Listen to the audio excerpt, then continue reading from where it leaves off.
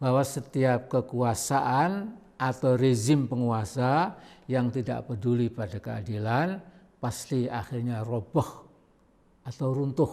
Soal kapan bukan urusan manusia. Manusia hanya berusaha, hasil akhir di tangan Allah Subhanahu wa taala yang Maha Esa.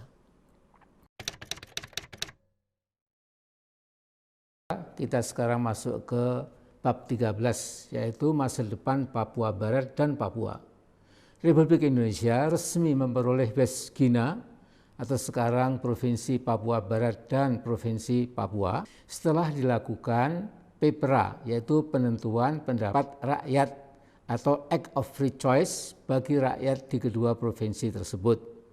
Yakni pada 2 Agustus tahun 1969 berdasarkan New York Agreement antara Indonesia dan Belanda di New York sesuai salah satu resolusi Sidang Umum PBB 1962. Resolusi itu berisi ketentuan bahwa otoritas PBB sementara mengambil alih urusan West New Guinea dari kekuasaan Belanda. Ditentukan bahwa pemerintah Indonesia akan menyelenggarakan PEPRA atau Act of Free Choice untuk mengetahui apakah rakyat West New Guinea ikut Indonesia atau ikut Belanda.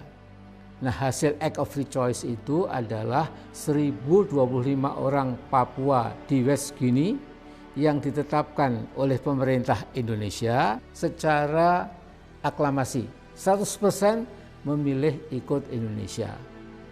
Atas anjuran pejuang Papua Frans Kasiebo, wilayah Papua Indonesia itu setelah Papua dinamakan Irian, ikut Republik Indonesia Anti-Nederland. Kemudian Pak Harto menyetujui nama Irian Barat menjadi Irian Jaya. Saudaraku, belakangan para tokoh Papua dari berbagai kalangan menyebut Act of Free Choice itu sebagai Act of Mockery atau Act of No Choice, tidak ada pilihan. Alasannya PEPRA itu dilakukan secara sepihak dan 1025 orang itu tidak berhak mewakili jumlah penduduk etnik Melanesia di Papua itu yang menghuni wilayah West Guinea yang berjumlah 800.000 orang. Namun Indonesia bersikukuh bahwa West Guinea yang dijajah oleh Hindia Belanda merupakan bagian yang tidak terpisahkan dari wilayah Hindia Belanda, sehingga protes semacam itu tidak usah diperhatikan. Apalagi Sidang Umum PBB telah mensahkannya lewat resolusi PBB 2504. Pada 2004, pemerintah Indonesia kemudian memecah provinsi Papua menjadi Papua Barat dan Papua sampai sekarang ini. Ada baiknya kita mencoba memahami sungguh-sungguh dan memperhatikan mengapa rakyat kita di dua provinsi itu terus saja bergejolak. Dari waktu ke waktu bukan makin reda, tapi justru kian bergolak. Kata orang, pemimpin yang bijak dan arif harus pandai mendengar, bukan hanya pandai bicara. Juga tentu bersedia melakukan perbaikan bila diyakini memang ada kelemahan atau kesalahan dari kebijakan atau politik yang selama ini telah ditempuh. Nah, jangan seperti omongan Pak Luhut, ya kalau orang Papua enggak ada gejolak, bukan orang Papua namanya. Omongan seperti ini tentu membuat rakyat Papua lebih marah lagi. Kita perhatikan beberapa butir berikut ini. Pertama, semakin luas opini di kalangan masyarakat Papua bahwa transfer kekuasaan dari Belanda ke Indonesia lewat Act of Free Choice harus dibatalkan. Keputusan PBB 51 tahun yang lalu itu telah mensahkan hasil PEPRA.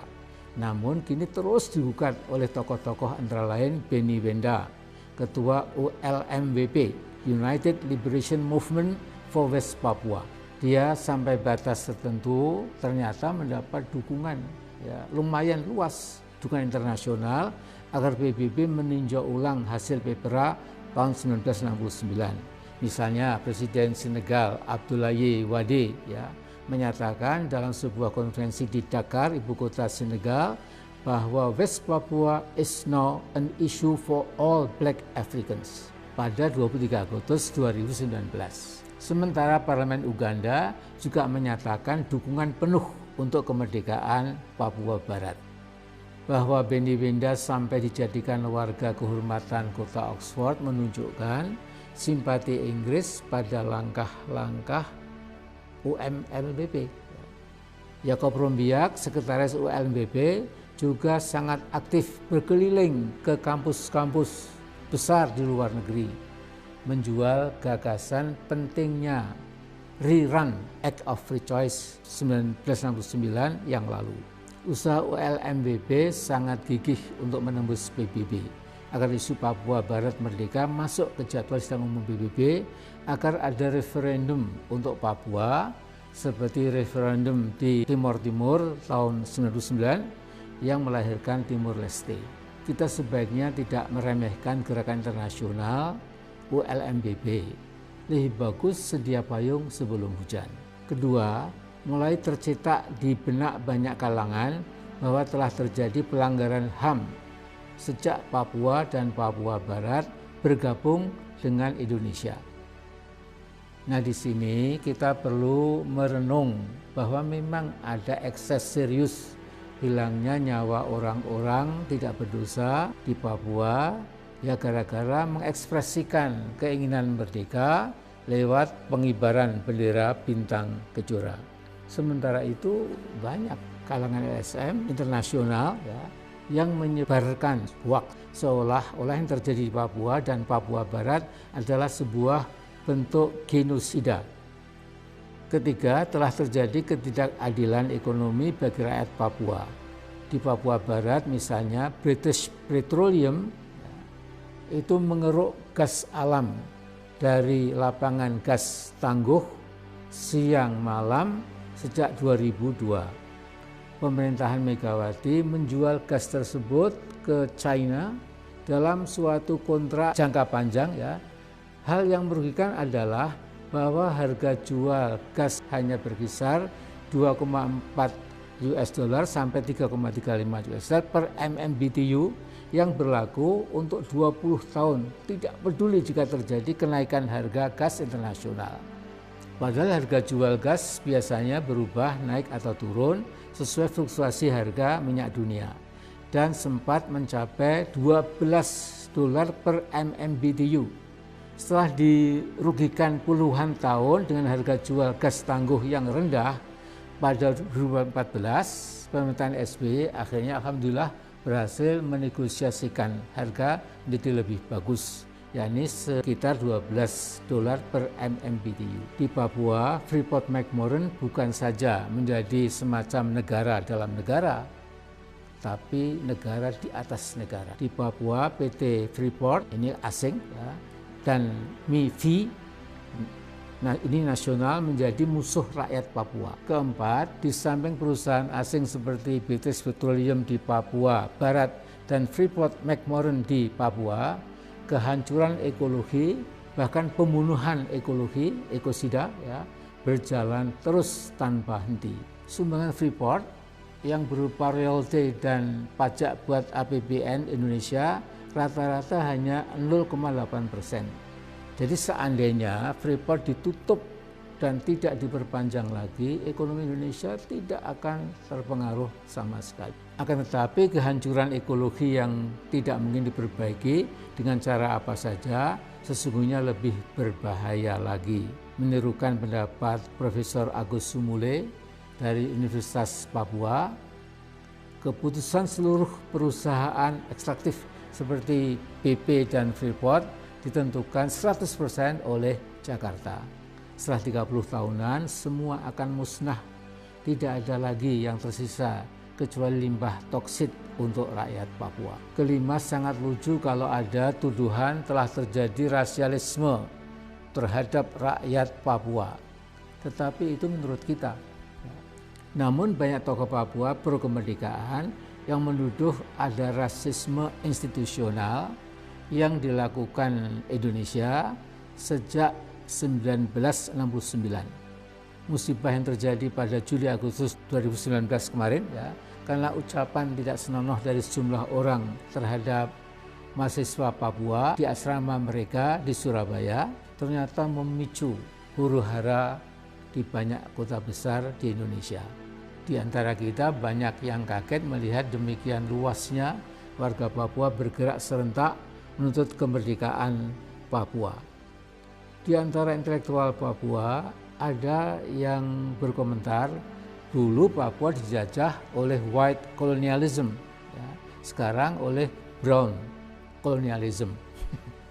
Pemerintahan Jokowi rada panik pada Agustus 2019 menghadapi unjuk rasa yang sampai merambat ke ibu kota di depan istana.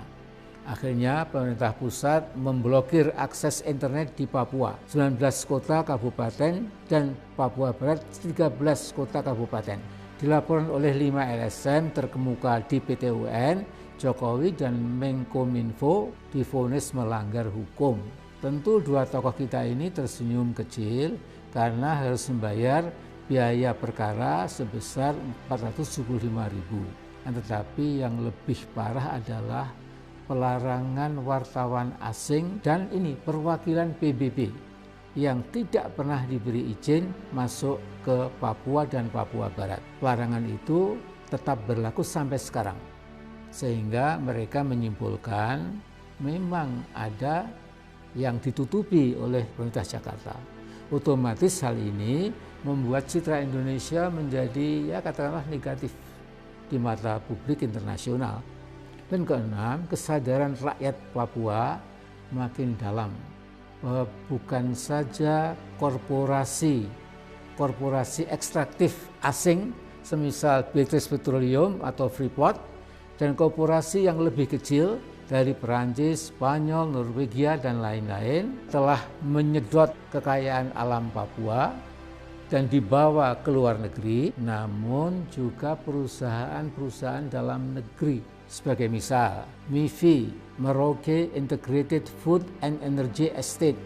MIFI ini membagi tanah Merauke seperti membagi tanah kakeknya sendiri. Dan jangan lupa, semuanya seizin pemerintah pusat.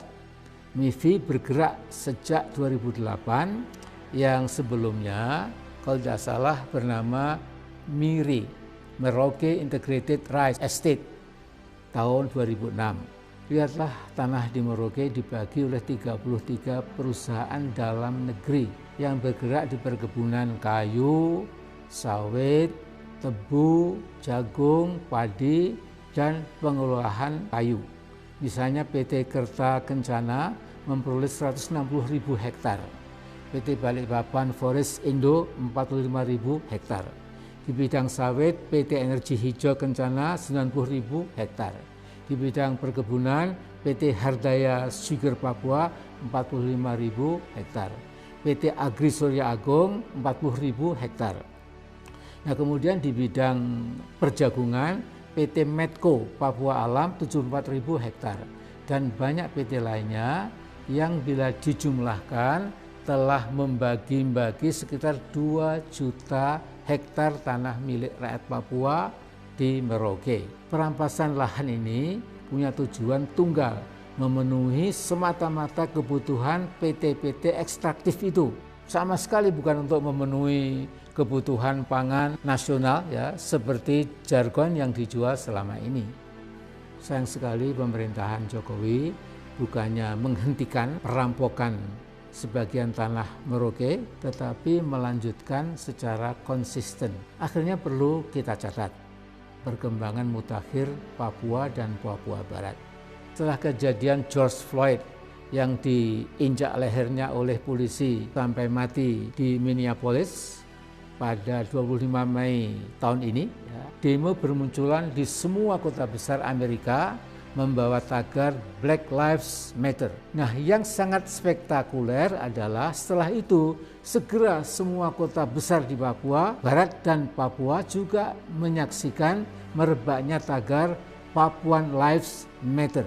Jadi saya usul sebelum semuanya terlambat, secepatnya pendekatan yang selama ini dilakukan Jakarta di Papua yang lebih banyak berintikan security and military approach dalam mengatasi gejolak sosial, politik, dan ekonomi Papua dan juga Papua Barat sebaiknya segera dihentikan. Pendekatan keamanan dan militer itu dipadukan dengan undang-undang otonomi khusus bagi Provinsi Papua dan Papua Barat ternyata belum dapat mengatasi gejolak keinginan merdeka dari rakyat Papua. Paling tidak propaganda yang dilancarkan oleh Benny Wenda lewat ULMWB dan diperkuat oleh aksi-aksi damai pimpinan Philip Karma yang menulis buku berjudul As If We Are Half Animals terus saja dan nampak semakin besar pengikutnya. Justice approach dalam arti luas barangkali dapat segera diterapkan. Semua korporasi asing yang sudah melakukan ekosida, penghancuran lingkungan, itu memang harus dipaksa berhenti dan diterminasi. Pemerintah selalu berkilah bahwa ada prinsip hukum internasional yang berbunyi Pacta sunt servanda. Perjanjian harus ditunaikan. Padahal ada prinsip yang sederajat berbunyi rebus sextantibus, things this standing, yang bermakna bila dalam perjalanan pelaksanaan perjanjian terjadi perubahan situasi yang meruntuhkan maksud pokok perjanjian itu, maka pihak yang dirugikan langsung dapat meminta renegosiasi, bahkan meminta terminasi alias pengakhiran perjanjian. Lihatlah musnahnya ratusan kilometer persegi pegunungan Jayawijaya yang berubah menjadi legokan atau lubang raksasa gara-gara tambang Freeport yang ugal-ugalan. Freeport mengeksploitasi dan mengekstrasi tambang emas di sana sambil menghancurkan lingkungan secara total. Seharusnya Freeport bisa ditutup pada pertengahan 1990, tetapi kita tidak berani. Alasannya, bila Freeport marah, kasus itu akan dibawa ke arbitrase internasional dan kita pasti kalah. Nah, sebagai negara terbesar keempat di muka bumi, seharusnya Indonesia tegas bahwa sumber daya alam Indonesia adalah untuk bangsa Indonesia sendiri. Korporasi asing silahkan melakukan investasi di bidang pertambangan atau pertanian atau perkebunan dan sebagainya. Namun Indonesia tetap menjadi negara tuan, bukan negara kacung yang menderita kompleks inferioritas. Lihatlah Cina misalnya, dalam membela kepentingan ekonominya, Cina membuat peraturan setiap sengketa dengan korporasi asing harus dibawa ke arbitrase Cina sendiri. Ternyata semua korporasi asing yang bergerak di Cina memenuhinya. Bolivia negara kecil tetapi presidennya punya nyali besar dan berjiwa petarung. Evo Morales begitu dilantik jadi presiden pada 2006 langsung memanggil seluruh korporasi asing yang ada di Bolivia. Semua korporasi asing diberitahu bahwa secara sepihak pemerintahan yang baru akan membuat aturan baru yang berpihak pada kepentingan rakyat Bolivia. Dengan aturan baru itu, semua korporasi asing masih mendapat untung tetapi jauh lebih kecil, tidak bisa semena-mena lagi. Anehnya, seluruh korporasi asing semua setuju, tidak ada yang meninggalkan Bolivia. Sayangnya Indonesia negara besar tetapi elit penguasanya bernyali kerdil dan terus saja menjadi subordinat berbagai korporasi asing. Di atas kertas setelah Inalum membayar 3,8 miliar dolar, Indonesia menguasai 51% saham PT Freeport. Ternyata Freeport masih 100% menjadi operatornya, sehingga ada kecurigaan siapa tahu saham 51% milik Indonesia tidak banyak merubah keadaan, kecuali jutaan limbah tailing yang menutupi ratusan kilometer persegi di sekitar pertambangan Freeport akan semakin membawa kesengsaraan puluhan ribu rakyat Papua. Saya yakin sudah sangat mendesak bagi kita untuk menatap, merenung, dan berpikir realistis dalam menghadapi perkembangan mutakhir di Provinsi Papua dan Papua Barat. Situasi di lapangan bergerak sangat cepat sehingga kita tidak boleh berleha-leha dan menganggap perkembangan politik di dua provinsi paling timur itu masih normal-normal saja dan masih terkendali. Tidak berlebih bila Jakarta Post pada 2 September 2019 menurunkan tulisan berjudul How to Lose Propaganda War Over Papua. Harus kita akui bahwa ofensif diplomatik dan propaganda tokoh-tokoh di dua provinsi Papua sudah memetik hasil besar di dalam dan luar negeri. Yang dilakukan pemerintah kita hanyalah defensif dan cenderung menganggap enteng perkembangan pergolakan saudara-saudara kita di Papua Barat dan Papua. Di dalam negeri khususnya di dua provinsi itu, keinginan merdeka dari NKRI lewat referendum yang disupervisi oleh PBB sudah sangat meluas. Sangat keliru kalau kita terus menganggap sepele perkembangan politik sangat dramatis dan drastis di bumi Papua itu. Secara resmi 57 pastor pribumi Katolik Papua dari 5 keuskupan se-regio Papua menyatakan sikap agar pemerintah Jakarta memberi kesempatan kepada orang Papua untuk melakukan referendum. Apakah tetap bersama Indonesia atau membangun negara Papua sendiri? Nah, pernyataan sikap itu diluncurkan pada 21 Juli tahun ini. Undang-undang otonomi khusus untuk Papua ditentang oleh hampir seluruh masyarakat di tanah Papua. Bahkan Lukas NMB, Gubernur Papua, Majelis Rakyat Papua dan Papua Barat, OLMWP, Free WP, WPCC, Solidaritas Perempuan Papua, Pemuda dan Mahasiswa Papua, semua menolak otonomi khusus Jilid 2. Di antara mereka ada bahkan yang mengibaratkan Otsus hakikatnya sebuah peti mati, coffin untuk rakyat Papua. Juga ada yang mengibaratkan otonomi khusus itu seperti makanan beracun yang berakhir dengan kematian Papua. Dewan Gereja Papua, BPCC, juga menolak Otsus Jilid 2 dengan alasan karena dirancang sepihak oleh Jakarta. Refleksi tahunan yang dipublikasikan pada 5 Juli tahun ini bertema Tuhan Otsus dan Pembangunan Indonesia di Papua sudah mati.